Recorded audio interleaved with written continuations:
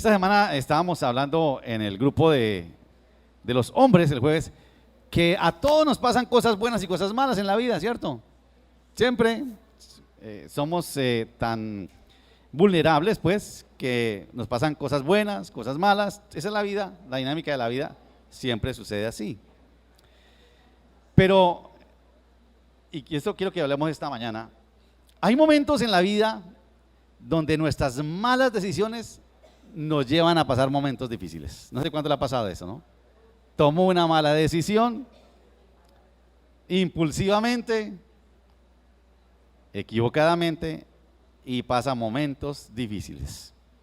Nos relacionamos mal, nos encontramos en el camino, en este trabajo que hacemos con matrimonios, gente que pues hizo alarde a la palabra de él no vio y les llegó una sorpresa y grave el asunto, se relacionó mal y después le pregunta, Señor, ¿y por qué me pasó eso? Y el Señor le decía, porque tomó una mala decisión. Invertimos mal nuestros recursos, y no hablo solamente de dinero, sino los talentos, los dones que el Señor nos da, los invertimos mal. Actuamos impulsivamente, ¿no les ha pasado eso? Hacemos cosas impulsivamente, hacemos o decimos cosas de las cuales después nos arrepentimos, pero ya, como dicen, el mal está hecho y tenemos que pasar esos tragos amargos a veces porque tomamos malas decisiones. Pero quizás las circunstancias más difíciles son las que por las malas decisiones, por los impulsos, por la rebeldía o por la desobediencia, nos llevan a salirnos de la voluntad de Dios. Nos salimos de la voluntad de Dios, somos voluntarios, hacemos lo que a nosotros nos parece y no hacemos lo que a Dios le parece y tenemos que acarrear con las consecuencias. Todos sabemos, como lo hemos venido hablando durante este año, que el Señor nos llamó y nos salvó para que le sirviéramos. Él nos ha dado el privilegio de participar de sus planes, pero muchas veces, aunque lo sabemos nosotros, nos apartamos de sus propósitos, nos apartamos de su voluntad y tenemos que pasar los consabidos desiertos de la vida. ¿Se acuerdan ustedes que la Biblia habla mucho de eso, de los desiertos? Nos salimos de la voluntad de Dios, nos resistimos a sus planes, a sus propósitos y tenemos que pasar por los desiertos de la vida. Ya lo hemos dicho muchas veces, pero me permiten repetir esto, ¿no? Dios no nos necesita a nosotros para que se cumplan sus planes, eso lo tenemos claro, ¿cierto? Dios no nos necesita a nosotros, pero nos ha dado el privilegio de ser participantes de ellos, para servirle, como hemos hablado este año, nos invita a servirle y participar, es un privilegio muy grande. Y aunque el apartarnos de esa voluntad de Él, de sus planes, y nos lleva eso al desierto, algo que lo que vamos a ver ahora es que Dios siempre se las ingenia para hacernos volver a sus propósitos y a su voluntad. Para mí, tengo claro esto, si Dios nos llamó a nosotros para que le sirviéramos, podemos tomar malas decisiones, salirnos de su voluntad, seremos castigados o llamémoslo mejor, acarrearemos con la consecuencia de las malas decisiones, pero Dios a ninguno va a decir, no, este no sirve para nada, lo desecho. No, el Señor se las ingenia para hacernos volver a sus propósitos y a su voluntad.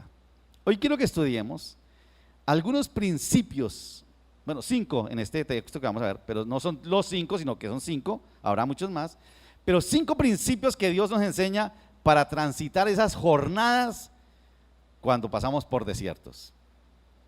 Algunos dirán, mi pastor, ¿y usted cómo supo que yo estaba en eso? No tengo ni idea, yo no sé, ni sé qué desierto estará pasando. Y alguno dirá, uy pastor, yo no quiero pasar por eso, ¿por qué me echa la sal con eso? No, pues es algo que estamos expuestos a eso nosotros.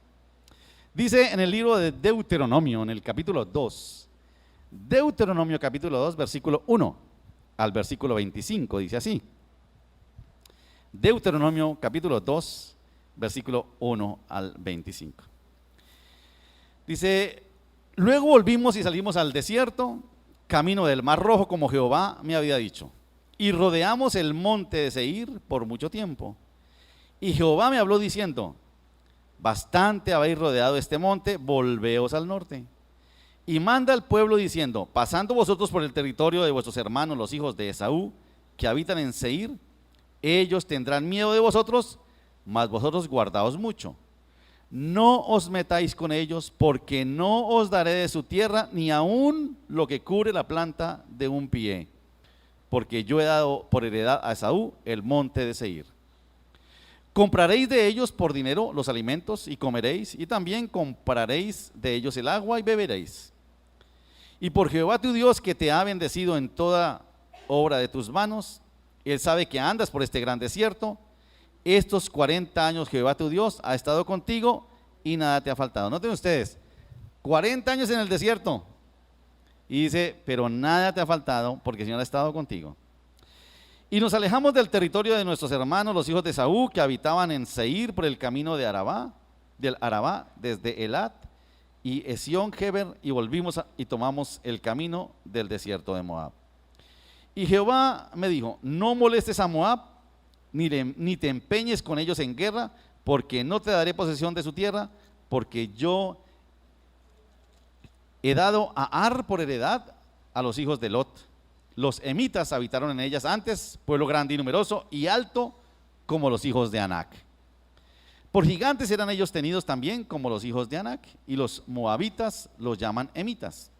Y en Seir habitaron antes los oreos, a los cuales echaron los hijos de Esaú y los arrojaron de su presencia y habitaron en lugar de ellos, como hizo Israel, en la tierra que les dio Jehová por posesión.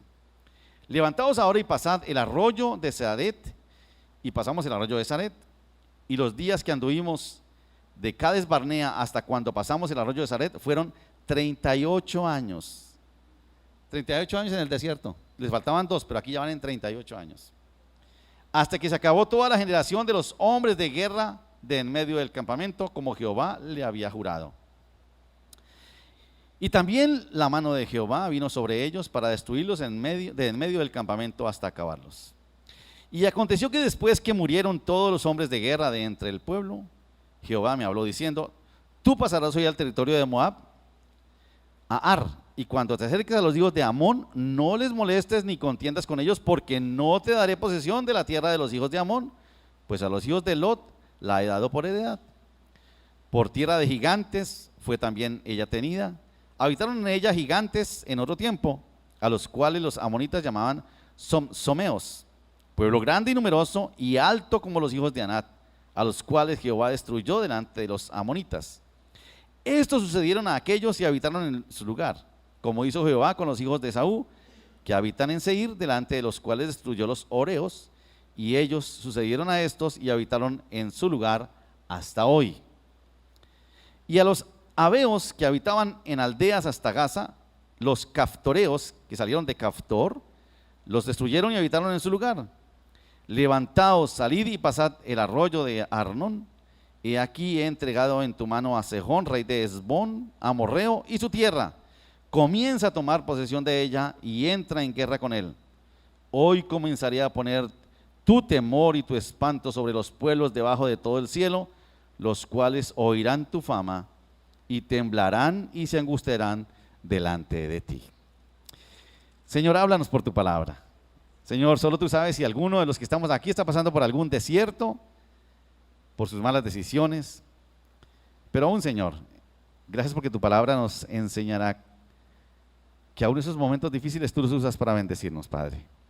Ilumínanos, Señor, te pedimos en el nombre de Jesús. Amén. Algunos de ustedes ya conocen un poco la historia de lo que sucede aquí. Permítanme, a los que no tienen el contexto, les pongo un poquitico en contexto. Ustedes recuerdan que Dios libera al pueblo de Israel de la esclavitud en Egipto, ¿se acuerdan? Los saca de allá y les promete que los va a llevar a una tierra que fluye leche y miel. ¿Cuál es la tierra? La tierra prometida, ¿cierto? Y ahí van por el desierto y van a la tierra prometida. Pero ellos, y ahí en el capítulo 1 de ese libro de Deuteronomio, envían a 12 espías. ¿Recuerdan? Ustedes conocen esa historia. Envían a 12 hombres para que espíen y vean cómo es la tierra prometida. Y traigan de allá frutos y todo eso, ¿no? Cuando vienen los 12, empiezan a decir, 10 empiezan a decir, no, eso allá es murallas, allá habitan gigantes, allá nos van a comer vivos a nosotros. Solamente 2, ¿te acuerdan quiénes fueron? Josué. Y Caleb dice, con el Señor para nosotros eso es pan comido. Eso no se preocupen. Y se arma toda una lucha entre ellos y ganaron los 10. el pueblo, cuando escucha el informe de los 2 espías, se rebela delante del Señor, reniegan contra él, porque dice, nos prometió una tierra prometida y hay gigantes, ciudades amuralladas, mejor devolvamos para Egipto. Dice, la incredulidad y la desconfianza les lleva a cuestionar la voluntad de Dios. Fíjense ustedes, muchas veces cuando nosotros cuestionamos la voluntad de Dios, nos salimos de la voluntad de Dios y de sus planes. Y ellos rehúsan ir donde Dios los quiere llevar, a la tierra que fluye leche y miel.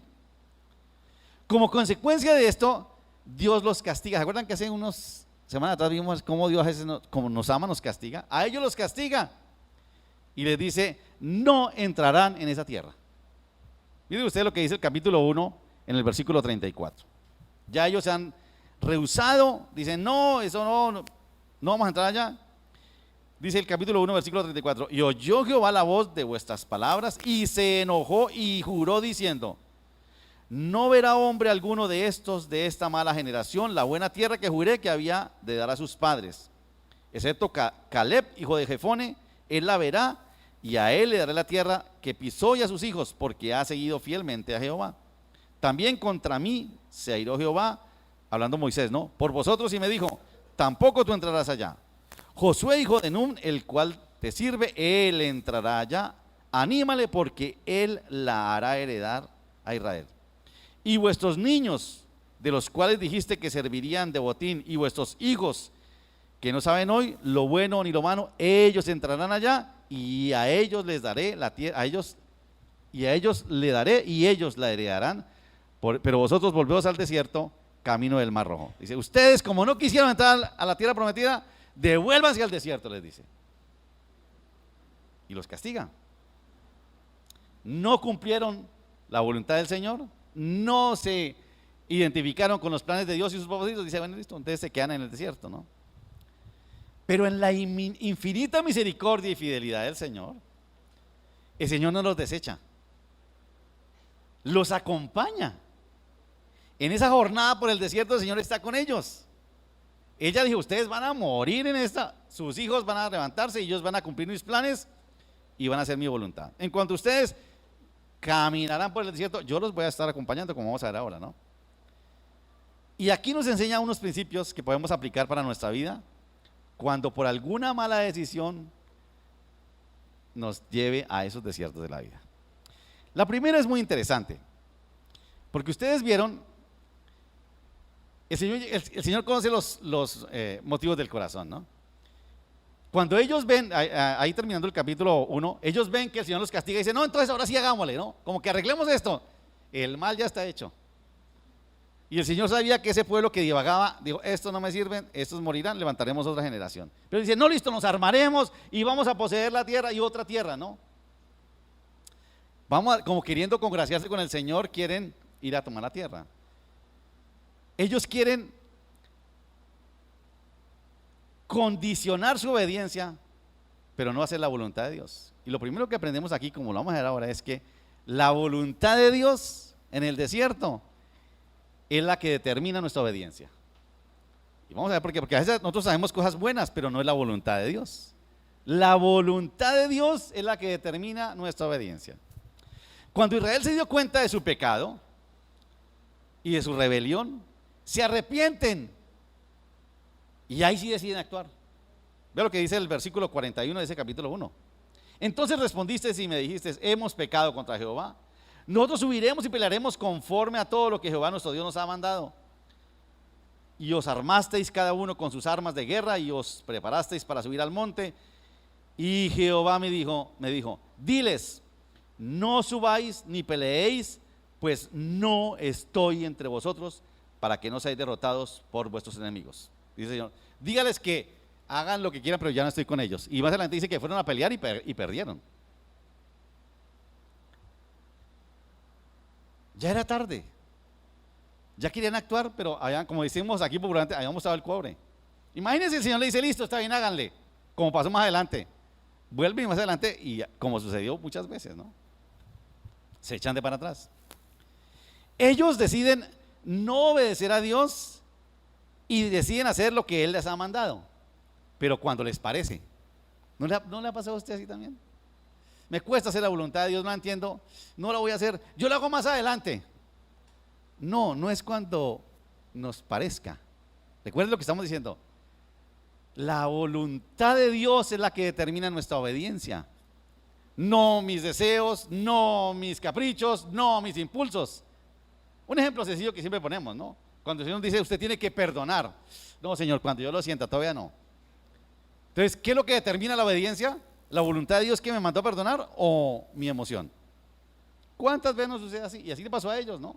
Cuando se dieron cuenta que el mal estaba hecho, dijeron, no, ahora sí vamos a hacerlo. El Señor le dijo, ya no. Israel rechaza la voluntad de Dios de entrar a la tierra prometida, y al ver que Dios decide no tenerlos en cuenta para esto, para sus planes, deciden cambiarla por otras tierras. Y si ustedes, y los voy a animar a que sigan leyendo el texto, 3 veces el Señor le dice, porque ya conoce la intención del corazón, dice el versículo 5, cuando entren en la tierra de Esaú, no se metan con ellos, ni pretendan tomar esa tierra, porque ni siquiera lo que ocupa una planta de un pie les daré. Parece que ellos dicen, vamos a tomar la tierra donde está esa Seir, ¿no? Primero deciden cambiar la tierra prometida por una que les parece a ellos, Seir, donde estaba Esaú. Luego dicen Moab, quieren cambiar por Moab, y después por Amón. Y el Señor las 3 veces le dice, no se metan con ellos, esas tierras ya las entregué a otros, no es para ustedes. Ustedes tenían su tierra, ¿no la quieren? Esas tierras no se metan con ellas. No les permite, porque eso es desobediencia. Podría parecer como cosas buenas, porque uno hace cosas buenas pensando que eso va a agradar a Dios, pero es desobediencia. Ellos quieren congraciarse con Dios pretendiendo tomar posesión de esas tierras, pero Dios no lo respalda, porque no es su voluntad y no los deja entrar a esas tierras. Quieren corregir su pecado haciendo unas buenas obras, pero deben aprender que la voluntad de Dios es la que determina nuestra obediencia. Yo les voy a poner unos ejemplos para que tengamos claro esto, ¿no? Nuestra obediencia no está determinada por las buenas obras que hagamos, está determinada por la voluntad de Dios. ¿Ustedes recuerdan al rey Saúl? Ese es quizá el mejor ejemplo que hay.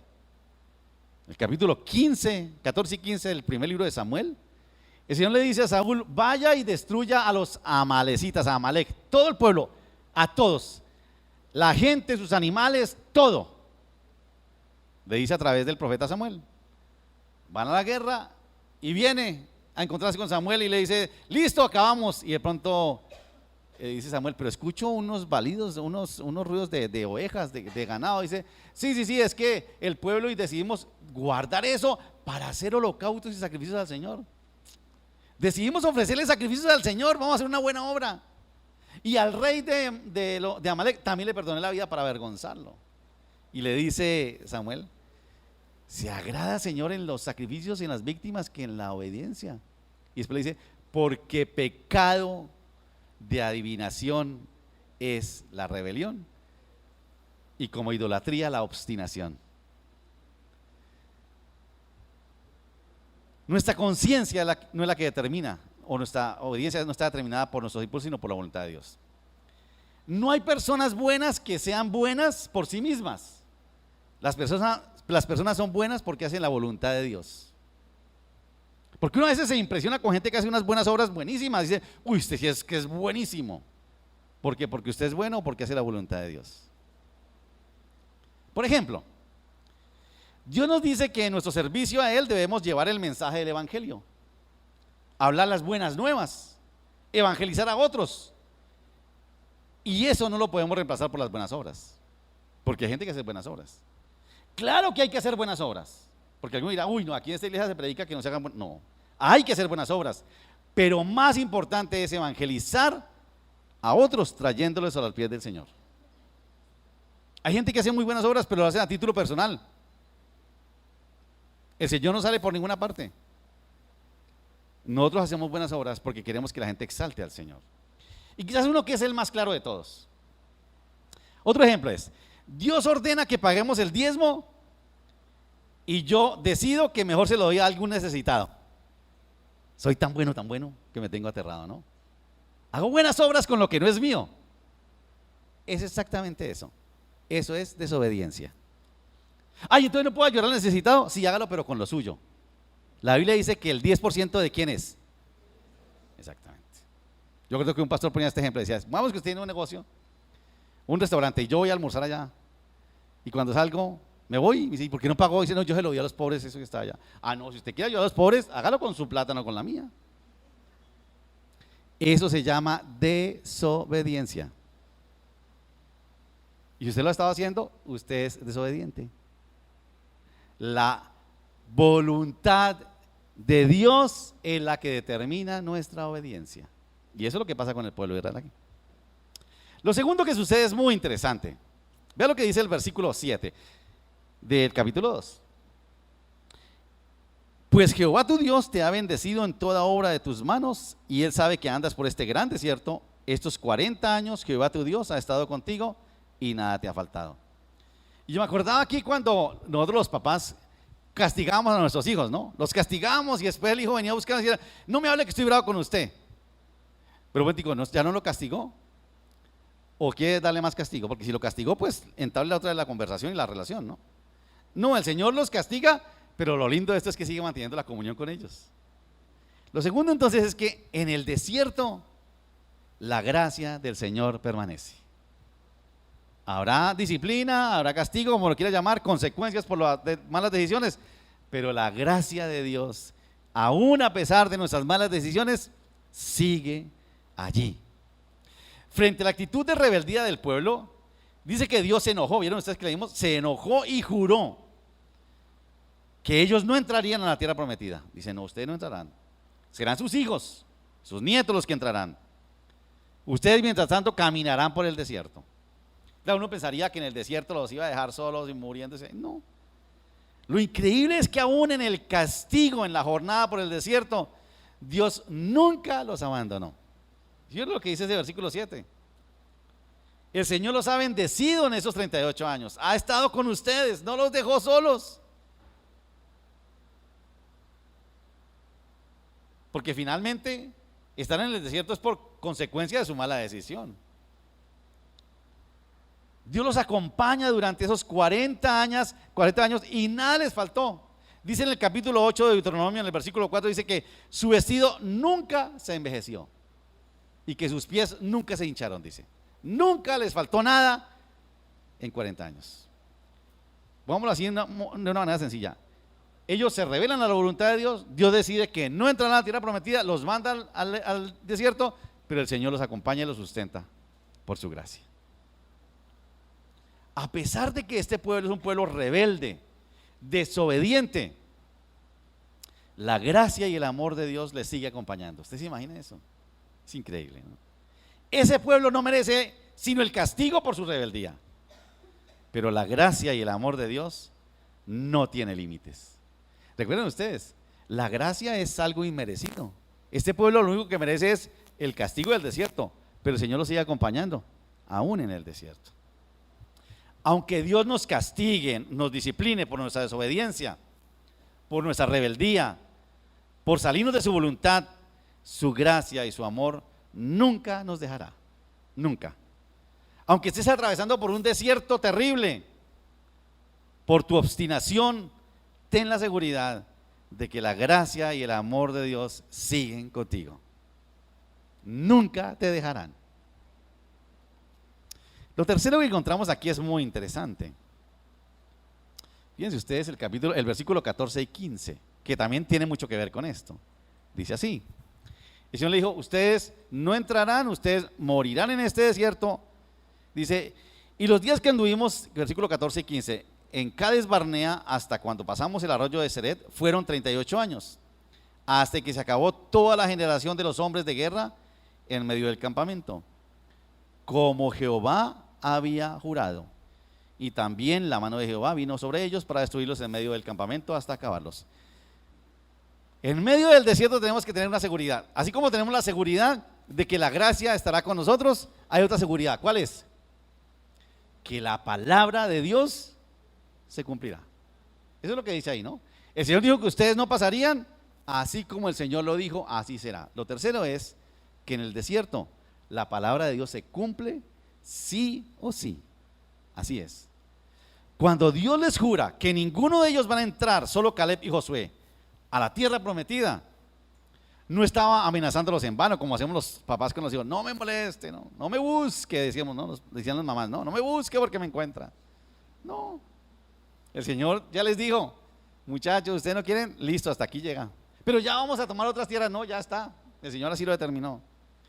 Esa generación muere como Dios lo había prometido, como había dicho en su palabra o con su palabra. Lo que Dios dice, se cumple. Así es, el Señor lo dijo. Ustedes no quieren entrar, sencillamente, pues no van a entrar. A veces confundimos el amor de Dios con alcahuetería, ¿no? Porque dice, no, pero es que el Señor es tan buena papa que no creó. Lo que Él en el camino se arrepiente, cuando lleguemos unos 10 años en el desierto, dice que vayamos. El Señor le dijo, no, 40 son 40, y ahí morirá esta generación, ¿no? Pensamos que el Señor es alcahueta con su amor. No, el Señor es tan buena papa que seguramente nos estás amenazando para atemorizarnos y para que volvamos a su voluntad. Ahora, recuerden, estaba tratando de ver en qué momento sucedió esto. Porque quizás antes de esto ya había sucedido lo del becerro de oro, todo lo demás que habían sido rebeldes. Como que al Señor se le llenó la copa y dijo, no más. Mueran aquí y vayan otros.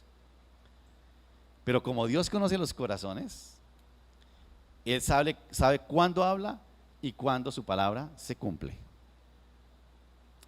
Claro, si lo vemos desde esta realidad del castigo del pueblo, quizás nos intimide y dice, uy, no, pero si Dios cumple su palabra así va a ser terrible, qué miedo, ¿no? Nos da como temor, ¿no?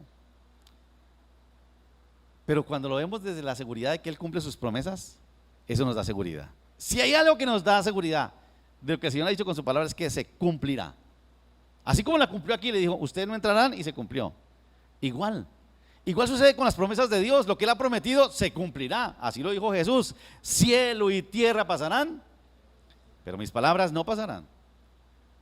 Si hay algo que te puede sostener en un momento de desierto, es la certeza de que la palabra de Dios se cumplirá. Y eso nos debe animar, nos da seguridad. La certeza de que todo lo que Dios ha dicho y prometido en su palabra se cumplirá, nos da seguridad. Como dice por allá el Salmo 119 en el versículo 92, si tu ley no hubiera sido mi deleite, entonces habría perecido en mi aflicción. ¿Qué nos sostiene en la aflicción? La palabra de Dios. Eso es lo que nos sostiene a nosotros. La palabra de Dios se cumple aún a pesar de nuestra rebeldía y nuestra desobediencia. A pesar de nuestro desierto, la palabra de Dios se cumple. Entonces ya hemos visto 3 principios, ¿no? Lo primero es que lo que determina la obediencia, ¿qué es? Mis buenos deseos, la voluntad de Dios, ¿cierto? Lo segundo es que aún en el desierto, aún en el castigo, la gracia de Dios nunca se aparta de nosotros. Su gracia y su amor siempre estarán. Y lo tercero es que la palabra de Dios se cumple, porque se cumple. Ahora, lo cuarto es muy interesante, ¿no? Es lo que dice el versículo, otra vez 14 y el 16 dice, la generación de los hombres de guerra en medio del campamento, como Jehová había jurado, había muerto, ¿no? Y dice el versículo 16, y aconteció que después que murieron todos los hombres de guerra de entre el pueblo, Jehová me habló diciendo esto, ¿no? Imagínense, el pueblo ya está muriendo, esa generación que está en el desierto, y mueren los que hacían la guerra.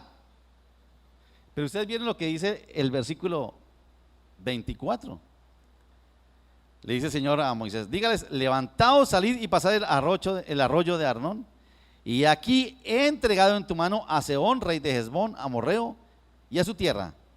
Comienza a tomar posesión de ella, ¿y qué le dice? Y entra en guerra con él. Dice, un momentico, ¿cómo así que ahora sí vamos a poseer esa tierra? ¿Y los que hacían la guerra, dónde están? Se murieron. ¿Y entonces con qué le vamos a hacer guerra a este rey?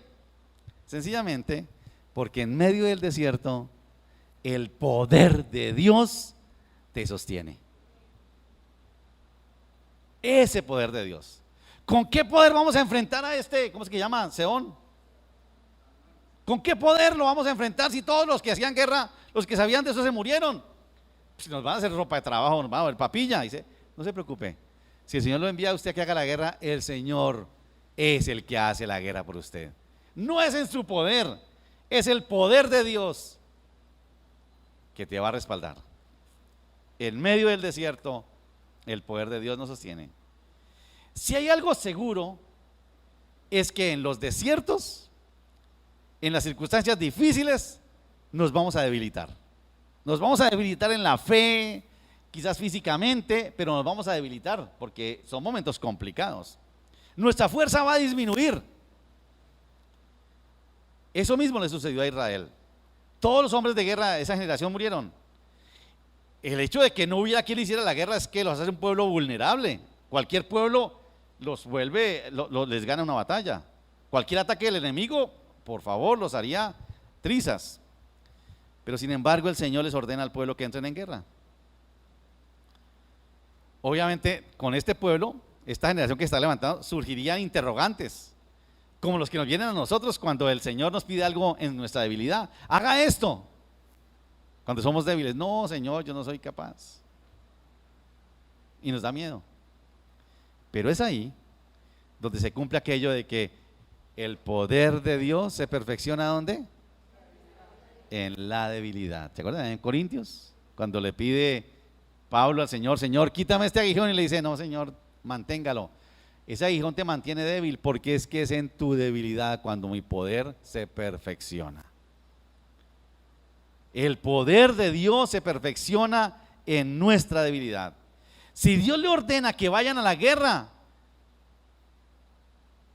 porque Él se lo dice, como muchas veces lo habían hecho, Él les daría la victoria. Y obviamente no es para que ellos dijeran, mire que somos poderosos, hemos vencido, es para que hubieran dicho, fue por la gloria del Señor que vencimos. Porque la honra y gloria no es para mi ego, la honra y la gloria es para ¿quién? Para el que hizo la batalla, ¿cierto? Dice una canción que hace tiempo no cantamos aquí, Jehová es mi guerrero, ¿se acuerdan? Con mi alabanza pelearé, pues no es mi guerra, sino la de Dios. Y lo dice más adelante, en Jueces y todo, dice, no es su guerra, es la guerra del Señor, tranquilos, es la guerra del Señor. Esa generación conocería que para poseer la tierra prometida no necesitaban de su fuerza, sino que era la fuerza y el poder de Dios que les daría la batalla, la victoria al poseer la tierra. Cuando te sientas débil por las dificultades, en medio del desierto, por tu desobediencia, recuerda que el poder de Dios es el que te sostiene y el que te llevará a donde Él quiera llevarte. Y en quinto lugar, está ahí mismo cerca en ese versículo 25.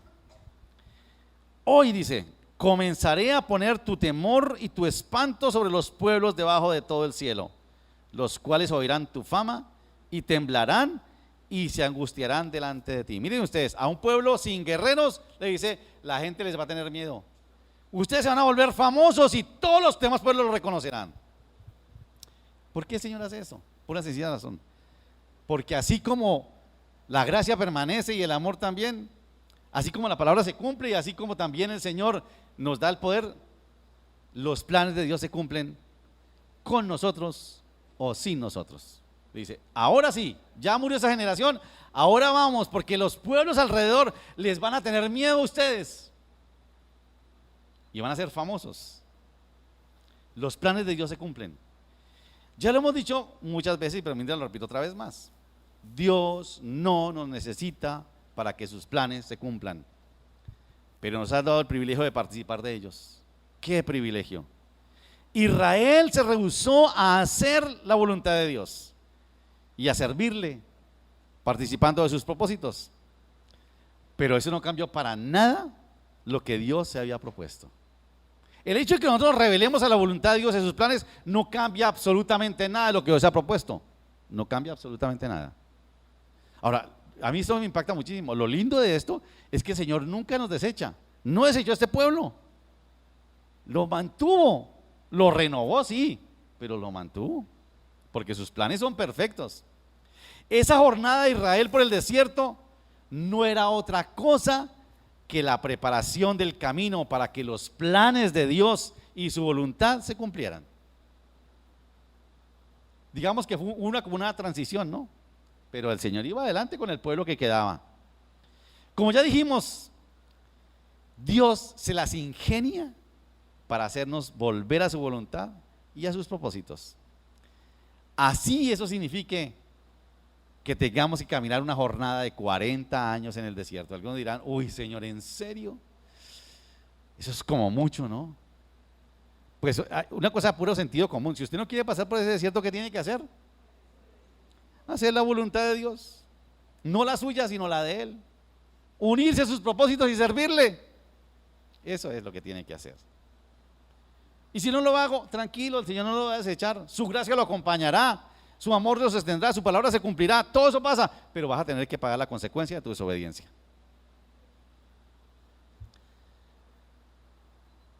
Cuando el Señor nos llamó, nos llevará a que le sirvamos tarde o temprano. Los planes de Dios, los propósitos del Señor y su voluntad son perfectos, son eternos y están por encima de nuestro pecado, por encima de nuestra desobediencia y por encima de nuestra rebeldía. Si Dios nos llamó para que le sirvamos, como hemos estado predicando durante este año, para que sirvamos en sus planes, sencillamente obedezcamos y evitémonos el dolor del desierto. El propósito del Señor con Israel y con nosotros era que todos los pueblos le conocieran, todos, que conocieran a Israel y que cuando conocieran a Israel lo conocieran a Él, el Dios de Israel, y lo que Él hacía con ellos. Por eso le dice, ustedes van a ser famosos, no por ellos, van a ser famosos por el Dios que tienen ellos, porque Él los escogió para que le sirvieran. Así como Israel, Dios no nos escogió a nosotros para que vivamos felices y vivamos contentos. Crean eso. Dios no nos escogió para eso ni nos llamó para eso, ¿no? Él nos escogió y nos llamó para que sus propósitos se cumplan, para que le sirvamos, para que le demos a conocer, y obviamente en ese servicio al Señor vendrá la bendición, viviremos felices y viviremos contentos. La meta no es que vivamos felices, bendecidos y contentos. La meta es que le sirvamos a Dios y sus propósitos, y como consecuencia de eso vendrá todo lo demás. A veces olvidamos eso nosotros. A veces en púlpitos como eso predicamos eso, ¿no? Dios te va a bendecir, ¿cierto? Y gente dice, ven por tu bendición, ven por tu milagro. ¿Qué milagro quieres? Casi nunca decimos, ¿de qué manera quieres servir al Señor? ¿Cómo quieres servir al Señor? No, yo quiero tener un Señor a mi servicio para que a mí me bendiga, ¿no?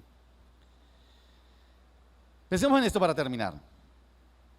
Inicialmente con un pasaje como estos, nos identificamos con Israel cuando pasamos por circunstancias difíciles. Todos pasamos por momentos complicados, desiertos, por nuestra desobediencia, por la rebelión con Dios, porque nos salimos de su voluntad. Y sin duda aprendemos con un pasaje como este que debemos someternos a la voluntad de Dios, ¿cierto? Eso lo entendemos.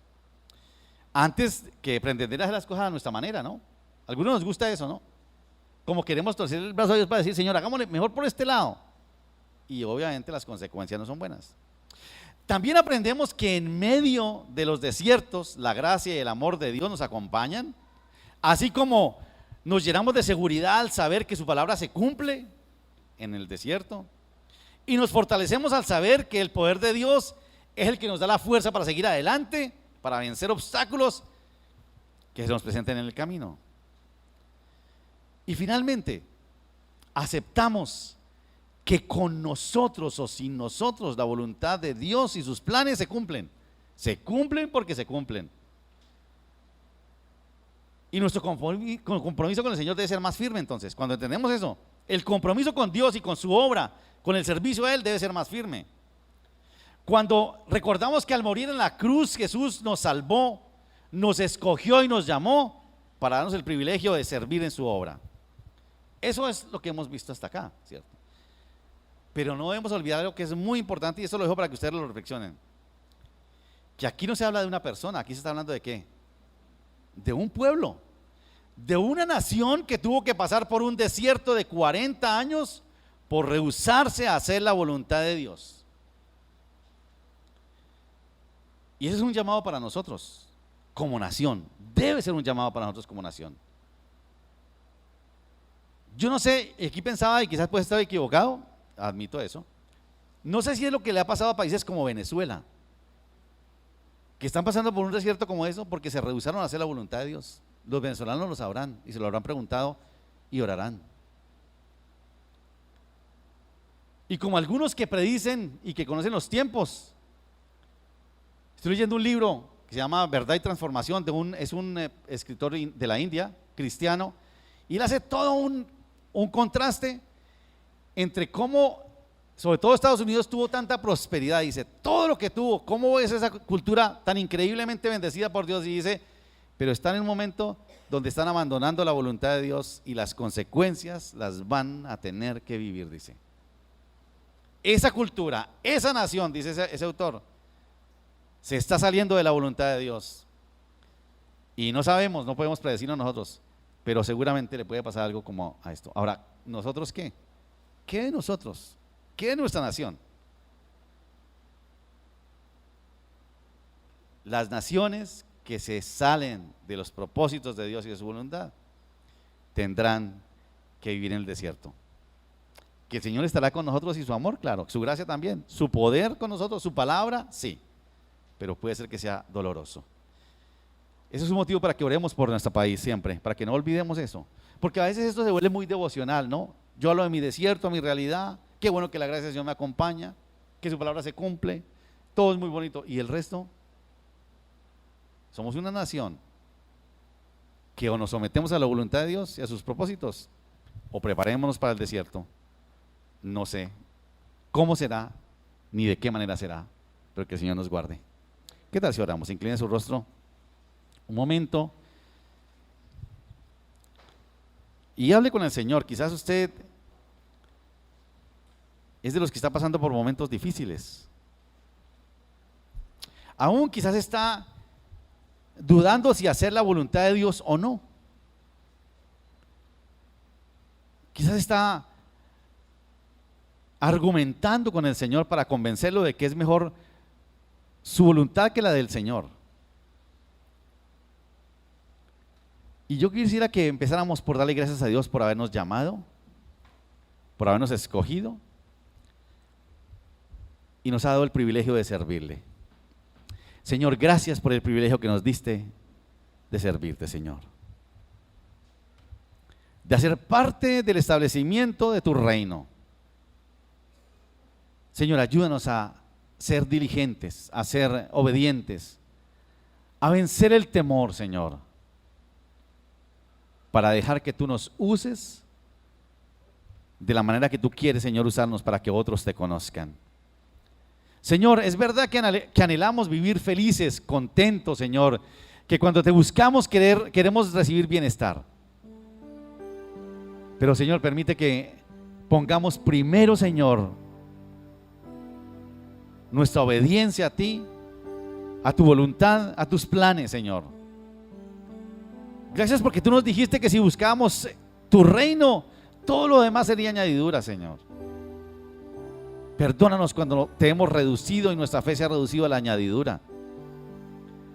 Ayúdanos a obedecerte, Señor.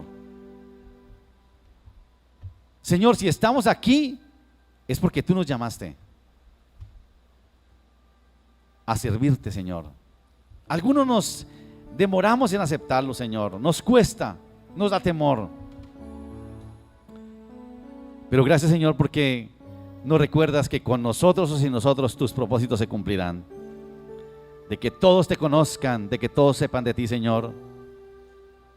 Gracias porque así como con Israel tú actúas sobre nosotros, para que más allá de nuestra bendición y felicidad podamos darte a conocer, Señor, para que otros te conozcan, para que otros te vean en nosotros, Señor, y sepan de tus maravillas y te conozcan, Señor.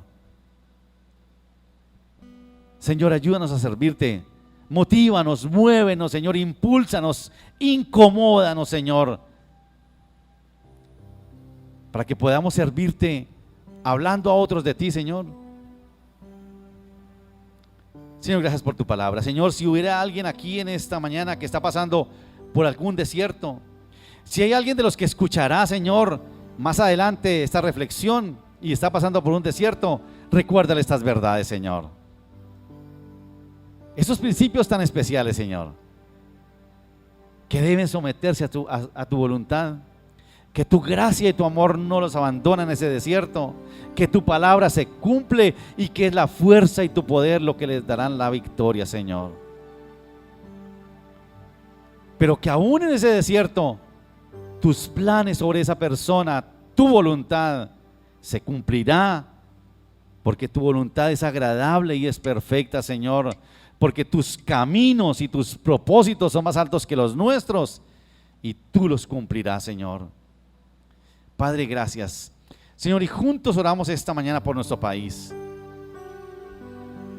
Este país que dice conocerte, pero que quizás como la mayoría de la cultura occidental se está apartando de tu voluntad. Señor, no permitas que nos apartemos de ella. Quienes te conocemos, Señor, los que sabemos esta verdad, que no nos apartemos de tu voluntad, Señor, sino que sigamos perseverando. Quizás nos cueste rechazo, señalamiento, burla, pero Señor, nosotros hemos decidido agradarte a ti, someternos a tu voluntad por encima de lo que sea. Señor, ayúdanos a seguir tu voluntad. Pedimos por esta nación, pedimos por Venezuela, Señor, por este desierto que están pasando. Que los que quedan, Señor, sujetos a tu voluntad, lo sigan haciendo, Señor, que perseveren ellos. Pedimos por otros países, Señor, por otras culturas que se están alejando de tu voluntad y de tus planes, como los Estados Unidos, Señor. Naciones, Señor, que habiendo visto tu bendición, que han sido prósperas por ti, se están saliendo de tus planes, Señor. Te están desconociendo a ti y se están rebelando delante de ti. Señor, ayúdanos a entender la dimensión de esta palabra. Y gracias, Señor, porque tú guardarás otras generaciones, otros remanentes, Señor, en quienes tú, Señor, cumplirás tus propósitos. Porque tu palabra, Señor, se cumplirá. Cielos y tierra pasarán, pero tu palabra, Señor, no pasará. Se cumplirá toda, Señor. Cada tilde y cada coma se cumplirá de ella, Señor. Nosotros lo creemos. Padre, gracias. Gracias por tu palabra, Señor. Permítenos seguir meditando en ella. Permítenos poderla enseñar a otros, Señor. Seguramente encontraremos en nuestro camino personas que están sufriendo sus desiertos por haberse salido de tu voluntad. Que podamos compartirles esta verdad y animarles, Señor, recordándoles, Señor, que tú sigues allí, que aunque están viviendo con la consecuencia de su desobediencia, tú no los has desechado y tú estás ahí con ellos, Señor, dándoles fuerza, amándolos. Gracias, Señor. Te adoramos, Padre, exaltamos tu nombre en esta tarde ya.